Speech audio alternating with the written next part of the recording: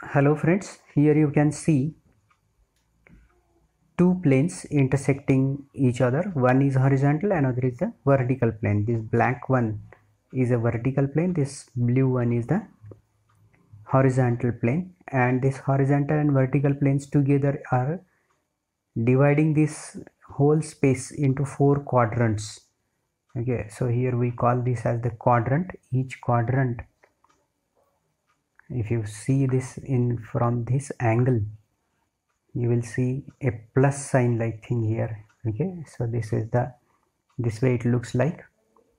This is the left, from the left hand side. If you see this thing, this is the first quadrant, this is the second quadrant, this is third quadrant, and this is the fourth quadrant. So this way these four quadrants are there, and in this first quadrant one object is kept. You can see here this object is the cone. This object is kept here. Now this cone, if you look at it from front, okay, if you throw the light from front, you will get the shadow over here, or the image of this thing if it is fixed over here. Then the front view you are going to collect on this plane, this black plane. Actually it is yellow plane. When it is tilted, it will find that this is yellow color. So let us try to see it from front. To see it from front, let us rotate it in this way, so that it perfectly aligns with our eyes, and the horizontal plane looks like a straight line. So if you tilt it this way, it perfectly align. Horizontal plane looks like a straight line. So here this is that xy line, and horizontal plane, this is the vertical plane. On this vertical plane, in the upper half, you are getting the image of the front views.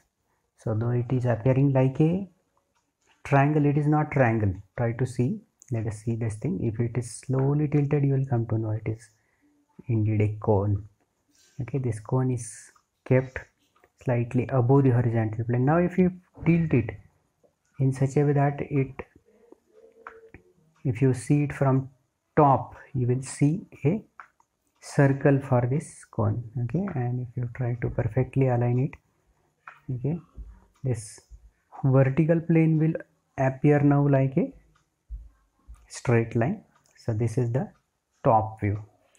Remember that here this top view you are getting below the xy line, and the front view you are getting above xy line. Okay, so again if you go to initial position, so here you are going to collect the front view, here we are going to collect the top view. Now if this is rotated, the top view goes below xy line and front view remains above xy line. So this is the basic fundamental of the orthographic projection which we have learnt in our first year.